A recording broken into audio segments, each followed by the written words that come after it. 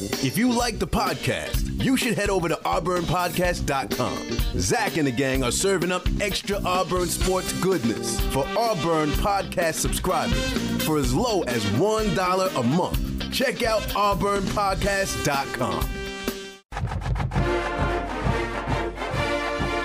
This is the Auburn Podcast, your daily Auburn Tigers podcast, brought to you by Auburn Undercover, as well as ESPN 106.7. Zach Blackerby here with you, joined by Painter Sharpless of ESPN 106.7. Hello, Painter. Hello. So, yesterday, depth charts were released, both for Auburn and for Washington. We will spend the bulk of this talking about Auburn's. Let's just jump into it. Let's go position by position. Are you doing okay? Oh, I'm swell. I'm ready for you to read this off. Good. We've been waiting for this for months. Yeah, I mean, sort of. Not a whole lot of shocks here. All right, quarterback. Oh, my God. Jarrett Stidham is the starter. Malik Willis backup. Joey Gatewood, and then Cord Sandberg. But there's an or. So Cord Sandberg and Joey Gatewood both technically on the third string. So do with that what you will. I don't think either of them ever start for Auburn. All right, running back. Cam Martin is the starter. Jatarvius Whitlow is the backup. Interesting that that's it. They don't list more than two guys. I think that says something. I think Asa Martin should be there. I think it's safe to assume that Asa Martin is the third guy, but it is interesting that they did not list three guys for that. H-back, Chandler Cox, makes sense. And then for the backup, Spencer Nye or Harold Joyner, which is interesting because you look at it, Chandler Cox, 242, just start talking whenever you just interrupt me. It's totally cool. Spencer Nye is 269, so 270 pounds. And then you got Harold Joyner, who, I mean, during his recruitment and after he's been committed and, at parts of the offseason, we've talked about how versatile he can be. So a little bit exciting to see him officially listed as H-back, despite being a running back. Talks of him being tight end. So I think that's cool because you look at these bigger guys and then this kid's 6'4", 214. I mean, that's kind of exciting. I mean, he may not pan out into anything, but I think he has all kinds of upside. The questions about him were toughness. All right, so far the bulk of this podcast has been about the third string H-back, so let's keep going. At tight end, Jalen Harris, which makes sense. Tucker Brown, because he can play like every position on the field, it seems like. He's no expert at any one thing. He's good at everything, apparently. Right. And then third string tight end, John Samuel Shanker, which once again, you look at Jalen Harris and Tucker Brown, bigger guys. Tucker Brown significantly bigger than Jalen Harris, but still bulkier guys. And then you got John Samuel Shanker, who's 6'3", 248, which is kind of interesting. So, in theory, more of a pass-catching tight end, but I can't imagine we will see him a whole lot in the passing game. Nothing against him. It's just so many receivers right now. All right, four starting wide receivers. You got Darius Slayton, and behind him is Shedrick Jackson. That's cool. Nate Craig Myers is another starter. Behind him, Marquise McLean or Seth Williams. And then this is the shock so far. Sal Cannella starting at slot with Matthew Hill behind him. And then, of course, Ryan Davis, the starter, with Anthony Schwartz behind him. Yeah, Sal Cannella, and, Stidham talked about him a few weeks ago, talking about how impressed he was and how much better he's gotten. Because one thing that Auburn receivers struggled with throughout the season last year was creating separation and generating space from defenders. Cannella did that. He just couldn't catch it. And I think it's easier to learn how to catch than to naturally, develop that knack of creating space. So that will be interesting. And you look at Sal Cannella, 6'5", 232 pounds. If he can learn how to have, somewhat decent of a catch ratio, I think he could be a solid weapon for the Tigers moving forward. Well, it's exciting to see a guy 6'5", 230 pounds listed, and it's also interesting because it's so different from what you got from Will Hastings at that position. Sure. Even though they may be used the same, because, despite Will Hastings drawing comparisons to like the Edelmans and the Wes Welker, everybody joking about the next Patriots receiver, Will Hastings was used as a deep threat more than not, right? Which is kind of interesting. All right, moving ahead. Offensive line. Did you not say Ryan Davis? I did. Oh. I circled back though to Canella, but yeah. Okay, I was going to say then one Schwartz of your behind faves. him. Yeah. At left tackle, Prince Tega, backed up by Bailey Sharp. At left guard, Markel Harrell, backed up by Tashawn Manning. At center, Caleb Kim, backed up by Nick Brahms. At right guard, Mike Horton, backed up by Calvin Ashley. A little bit interesting there. And then, I guess he is officially a guard now. Right. Yeah, that's how I look at it. Right. And then at right tackle, Jack Driscoll behind Austin Troxel. All right, so that's your offense. Well, I can't say other than Sal Cannella, there's really anything on here that is perplexing or surprising. What do you think about Marquise McLean? Is it simply that he's been here longer, has more experience over a guy like Seth Williams? Because Williams' name certainly came up during fall camp, as did some other freshman receivers, particularly at 6'3", 210 pounds. He was mentioned alongside Cannella as a red zone threat. Yeah, just looking at all the oars, the older guy is first. Sure. Between all of them. I just wonder if Williams will actually be in, I don't know, they could probably. I think Seth Williams has more catches and more yards this year than Marquise McLean. Okay, you got what I was getting at. Do you agree? Yeah, that was kind of my thing, was that even though he's listed first with that or, it seems like Williams at an early age is getting mentioned. Right. I mean, I think if Marquise McLean was going to turn the corner, he would have done it by now. I could be wrong, because if he does, oh man, he's got everything you want. All right, my last comment on offense, where is Devin Barrett? Yeah, what's up with that? Not only did he change numbers, but he wasn't listed with the receivers. If I'm Devin Barrett and this season goes by without Auburn utilizing him to some extent, get out of here, dude. Go play somewhere. He's too good. It could be the Rock Thomas situation. Rock Thomas is right. I assume the Vikings haven't cut him yet. He's been showing out like crazy. I don't know. I don't follow the Vikings that closely. It's weird how a few players, not just at Auburn, but Auburn's had a few of them. Guys like Brandon King, guys like Super Bowl champion Brandon King. Yes, yeah. or Rock Thomas. I'm sure that there are more examples out there. Guys who really didn't have an impact on the college level. They got shuffled around at different positions. I guess Trevon Reed could sort of be lumped in that group. Sure. Go on to have. He started an NFL game. Solid careers in the NFL. Right. So we'll see. All right, looking ahead to the defense, we will start out with one that surprised me. Nick Coe getting the start at Buck, then T.D. Moultrie, then Richard Jubinor being the third-string Buck. So obviously no big cat, so that means he's listed at defensive end. But I thought we were going to get some oars here, but no, he is the definitive starter. We talked about this recently, and I was like, will he be the guy? And you said, I thought we were going to get two oars. Because I thought it was going to strictly be a rotation thing. I think this means that Nick Coe is definitely the guy, and he should start on Saturday. Not too long ago, Rodney Garner also said Moultrie, he wanted to see more from him. So, you wonder how much of that, I think some of it, has to do with the fact that there is no or there. Yeah, and I also think you will see Nick Coe line up other places when TD is on the field. All right, so then defensive tackle, Dontavius Russell. No surprise. Right.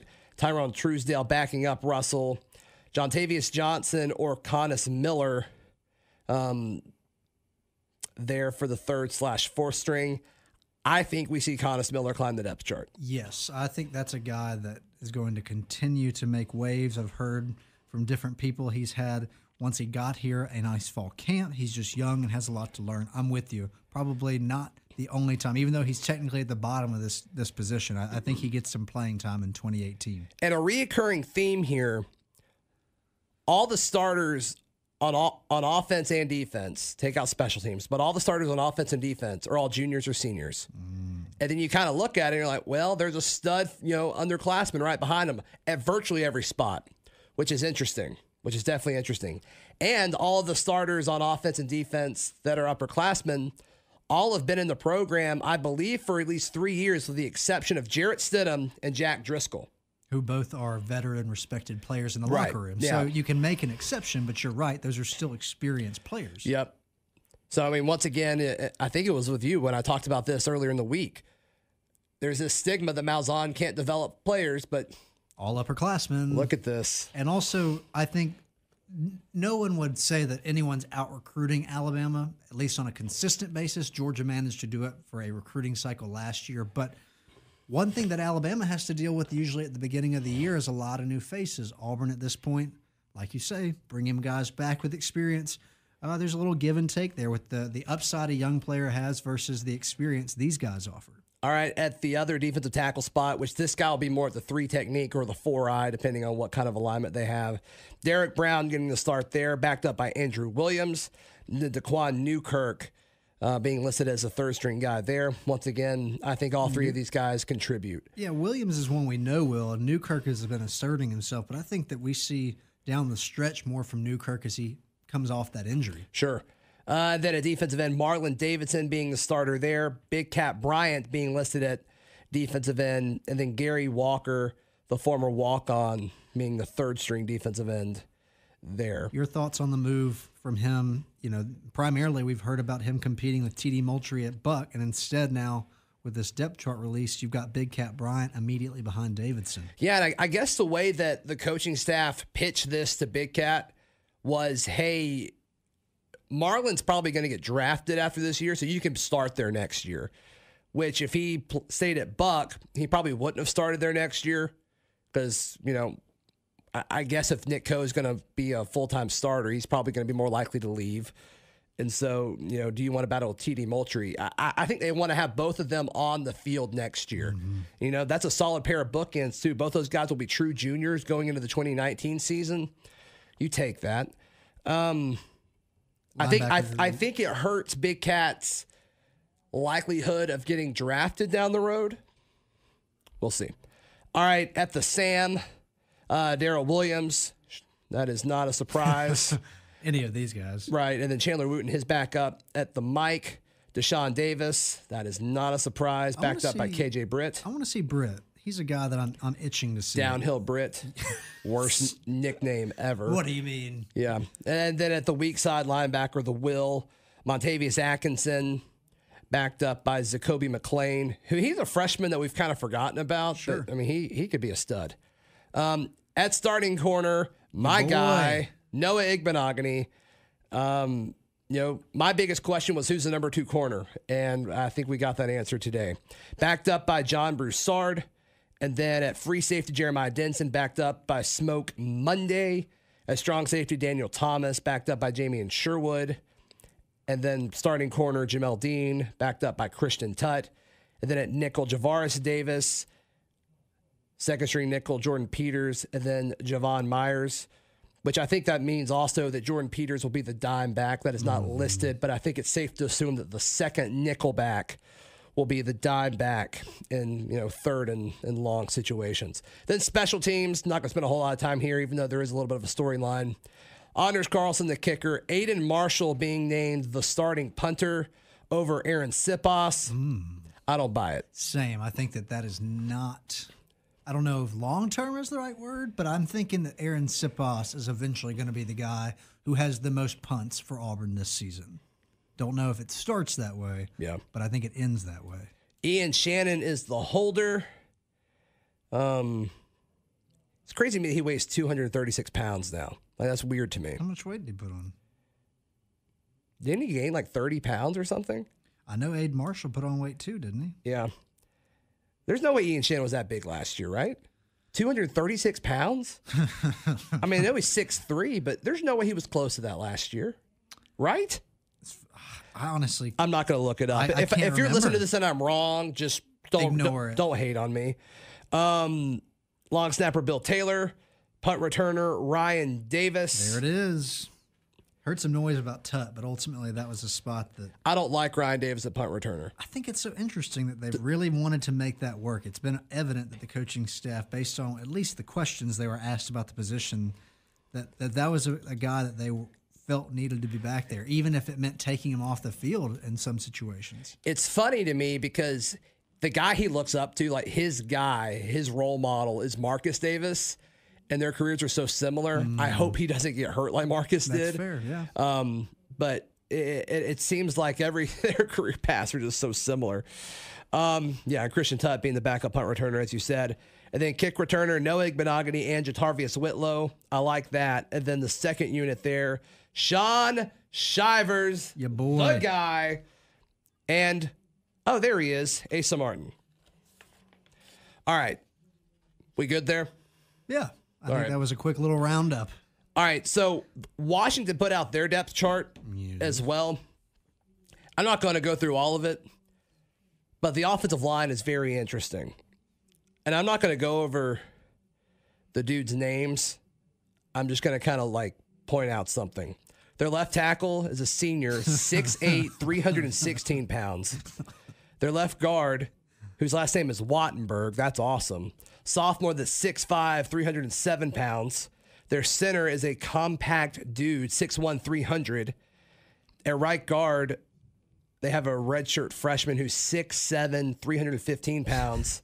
And at right tackle, they have a junior that's 6'7", 318 pounds. So to recap, 6'8", 316, 6'5", 307, 6'1", 300, 6'7", 315, and 6'7", 318. How much does it take to feed that offensive line? But the crazy thing is, when you're 6'8", that's a lean 310, you know? Mm-hmm. I mean, those guys are in shape. To have that frame, to be almost, you're LeBron James height. Right. But that's absurd. And as much as we have... Yeah, just think about it. That's LeBron James height, and what LeBron plays at, I don't know. 260, 270. Right. Depends on who you ask. And so, obviously, 50 or 60 pounds is a lot of weight, but when you spread it out over that big of a frame, those guys are going to be in shape on Saturday. Yeah, and it's been fun because we've drooled all offseason with this defensive line, and rightfully so. Auburn's going to have a good defensive line. Well, here's what I think this means, Painter. I don't think you put this offensive line on the field to move people just because the leverage thing doesn't work, right? I don't think Auburn's defensive line is going to get pushed off the line of scrimmage. Now, I think best case scenario for Washington is stalemate. You win at the point of attack, and then you let Myles Gaskin do his thing behind you. And when you have a quick, shifty guy like that, like Myles Gaskin, you can do that. So I think it is going to be interesting because I think it makes it more likely that Auburn's defensive players win at the point of attack. This is going to be a lot of fun. I am super pumped for the start of the season, and we're getting great matchups. When you look at this offensive line versus the defensive line Auburn touts, and then you look at the experienced receivers that Auburn has and the defensive backs and how, maybe the best group, maybe the best secondary in all of college football in Washington. There's some matchups here that are really exciting. I know you haven't gotten to Jake Browning, but the quarterback matchup is intriguing, and you and I are actually a little low on Browning, but maybe you're a little lower on him than I am. Yeah. Nonetheless, this matchup is the more and more I look at the depth charts, the more excited I become. Yeah, and it's always interesting to see where people recruit from, and all their players seem to be, most of them from California, Washington, Oregon. But as I look through this, and I didn't realize this, they're punters from Australia. Ooh, okay, Chris Peterson getting on the pro football. The Aussie rules. Yeah, the Pro Kick Australia stuff. They got a few guys from Texas, but dang, are all the punters in college football going to be from Australia in 5 years? Yeah, what's that going to look like? And also, yeah, that is interesting. That is interesting. Is there anything else you want to talk about? No, I'm excited for the matchups. I think, like I mentioned, the lines going against each other will be fascinating. That talented, experienced secondary versus a veteran receiving core for Auburn will be interesting. How the coaches scheme, it's certainly going to be fascinating, especially to get those players open. And who's Jake Browning's target going to be, or targets? Who's the guy that steps up for them when you really don't have a playmaker at the skill position who is experienced? I think that's going to be something that Auburn has to account for, and it may lead to some adjustments. But, man, we're close. Football season right around the corner. Speaking of, my mother just texted me, Yes. and we just got our Pats tickets. Is that for September? It is. It is. They're in Jacksonville, so That sounds fun. can't turn that off. No, yeah, it'll be fun to go down to Florida. They play in Nashville as well. They play the Titans too, so that'll be nice. Were you interested in seeing that defense go against TB12? I just want to see the Pats, man. I got you. I didn't know if you preferred one matchup, Jags over the Titans. I like Nashville more than Jacksonville. Mm-hmm. As a city, I think I also like the team I like the Titans more than the Jaguars. I don't really have any. I like Mariota, and it's like all of New England's free agents over the past few years have left to go to the Titans. Yeah. So it's like, oh, hey, Malcolm Butler. I kind of think I just know a little more about the Titans, and therefore, if I had to pick between those two, plus, like you say, I like Nashville's city more. Hard, yeah, that's a lot of fun. Deion Lewis.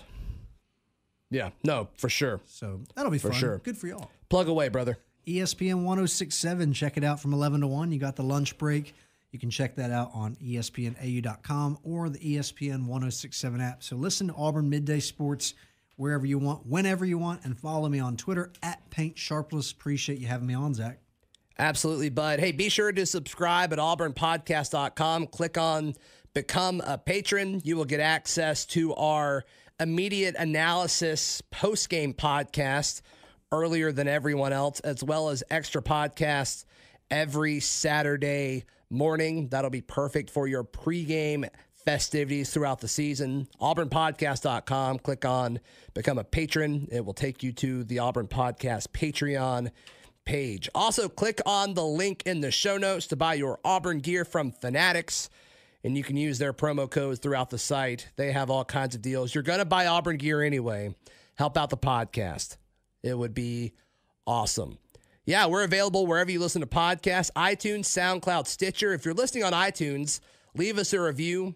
It would really, really help boost the show and kind of boosted up some search rankings. We're almost to the top when you search Auburn. We're just 1 or 2 away, so help us get there. All right, I'll quit babbling. We will see you tomorrow. This has been another edition of the Auburn Podcast.